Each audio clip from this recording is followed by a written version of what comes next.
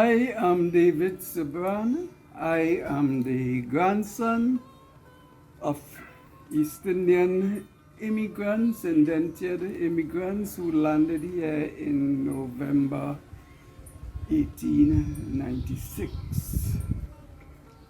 They were indentured to Woodford Lodge estates in Chaguanas.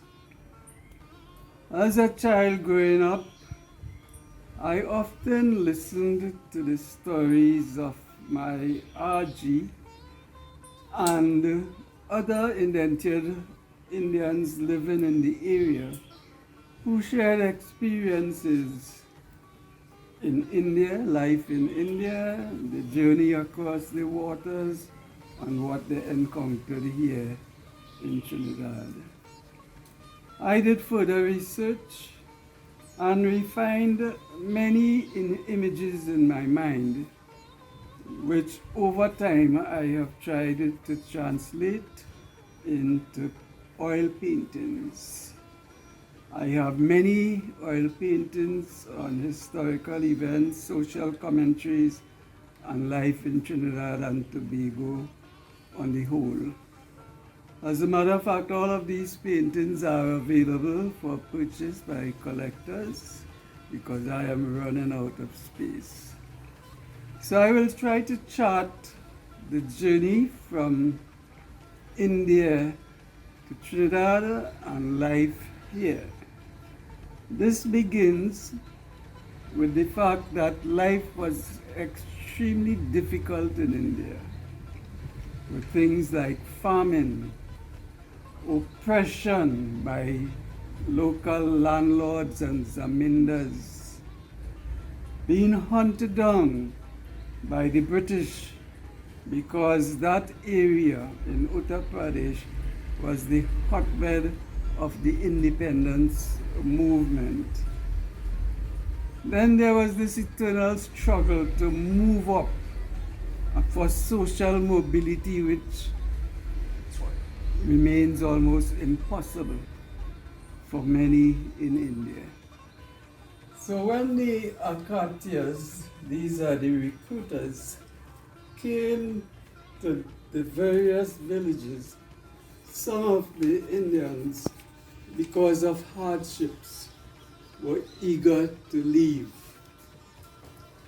And here we have a scene of one possible indentured Indian bidding goodbye to his parents and his ancestral village. See the humble home made of thatch, the sister drawing water from a well, his father holding his agricultural tool, and the bullock cart waiting to take him away on a journey to the west. So having left the ancestral village, the indentured Indians would have taken their last look at some of the geographic features in the area. In this case, we have a painting of the Suraya Tal, a large lake that exists near the village of Bansdi, a village from which many people came, would be placed in a depot near the Calcutta docks. And this depot was like a castle. Once you're inside there could be no getting out except to board the immigrant ship. And on one occasion, we heard that the sister and father of an indentured Indian was in the depot, and he kept hearing the cries, and this Indian kept hearing the cries of his sister and father all into the night, but he could not reply because they would not hear him, but he could hear them. And that was the distress under which he left his homeland in Calcutta. Bringing the Indentured Indians had three classes of quarters below decks. One for single males, one for single females, and the family quarters. This is a painting of the family quarters, a very dark, crowded environment. Ships bringing the Indians often encountered storms, and on almost every voyage there were deaths. In one year, in 1895, 109 persons died out of a total passenger list of 690 on the road. Here we are seeing a burial at sea. After the harrowing journey across the Atlantic, which often took between 3 months or less, with the opening of the Suez Canal, the journey was greatly diminished. They landed, and most of them were placed in quarantine at Nelson Island for about 5 or 6 days. And if they were suffering from any illness, this was treated there before being taken to the various plantations. At the plantations, they were assigned to barracks. The Indians were assigned to barracks on the various plantations. These barracks comprised cubicles that abutted each other, ranging from 6 to 12 cubicles. They were roofed with galvanized iron sheets, so they were invariably hot, and there was very limited privacy. But that was their homes upon landing. Inside the barracks, they had an earthen floor kitchen, and usually preparation for breakfast and for making meals to be taken to the fields began all around 4 a.m. And firewood was used as the fuel, and these barracks were often very smoky at that period in the morning. You will observe that a goat is being reared in the barrack as well, underneath the floor. And the child lies on the side. For 6 days a week, Monday to Saturday, the Indians had to be in the fields in time for the rising sun. So they would leave the barracks in semi-darkness and walk along the traces to the specific field in the very early pre-dawn period. Indentured Indians were assigned to sugarcane plantations. And here we see typical crop time activities: cutting of cane, loading of cane, and taking the cane to the derricks. Mule power will be used on a winch to lift the canes from the carts to the various carriages, where they will be taken by rail to the factory. In this painting, we see the winch operator, the ladies selling beverages, the man recording the weights of the various cartloads of cane, and the workers taking a short relaxation before going back for the next load. As a self-sufficient people, the Indentured Indians also found time to grow their own food, and a lot of time and energy was placed in the production of rice. And they worked long hours in the broiling sun, producing rice, which is stored at home in large rice boxes. The Indentured Indians also were able to indulge in their capacity for livestock rearing, animal rearing, and the buffalo was notable within the industry, whether cocoa or coconut and sugar.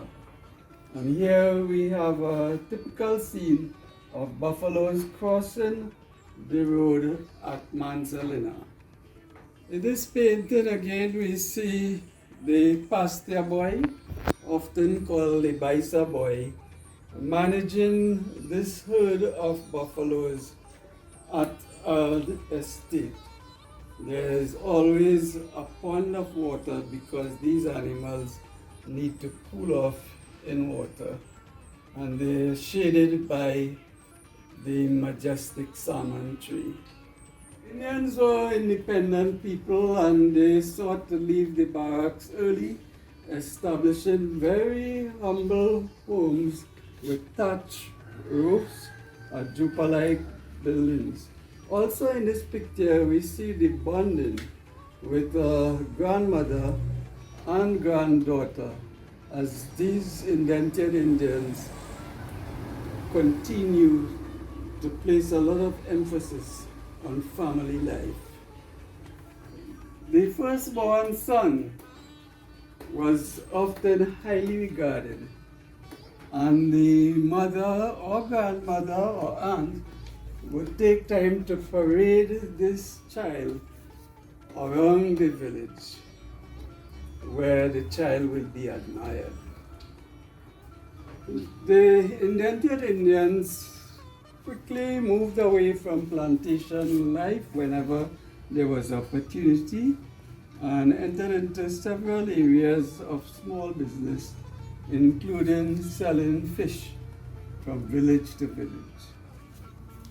Also became known for being a prime supplier of fresh milk, and to supply milk this required people waking all around 3 a.m. in the morning by the light of the flambeau to milk the cows so that customers will have this milk ready before 6 a.m. The Indentured Indians also introduced to Trinidad a new type of wedding, the Indian wedding, with its drums and color. And here we see the tradition of the father of the bride meeting the father of the groom and welcoming the groom's family into his family, with tassa drums supporting both the bride side and the groom side. Indians did not introduce jewelry making here. They were pioneers in the art of filigree work, very fine wires used to make different designs. Here we see the artisan grabbing the strip of gold with his toes, leaving his hands free to stamp designs. Introduce curries and masalas and new ways of cooking to the West, with traditional ways of grinding the ingredients. Here we have a sample of the type of meal someone would receive at a wedding or at some festival, with rice and dal and curry and sahina, wasap shot as we call it, roti, all on a sohari leaf. The Indentured Indians brought a whole new tradition of music to the West. Also vocals that remain popular and has even entered into the national cultural mainstream. Placed great emphasis on the well-being of their children. While they came here as laborers, they encouraged their children to study hard because they knew by education they will be able to access social mobility. Indians had moved from barrack room to thatch ajupas to wooden houses, but Pandit Kapildev in Chaguanas went further and built a great mansion that still remains in the heart of Chaguanas, although sorely neglected, and really helps to introduce Indian architecture to the Trinidad environment. The Lion House, as it is called, as it existed in the 1950s when the Chaguanas market operated out in its precincts, with the Catholic Church at the top corner and the police station. Few samples of the paintings I have done on the Indentured Indians. I have a lot more paintings. I can be contacted at 665-8156, and I'll be interested in discussing this topic with anyone who is interested. Thank you.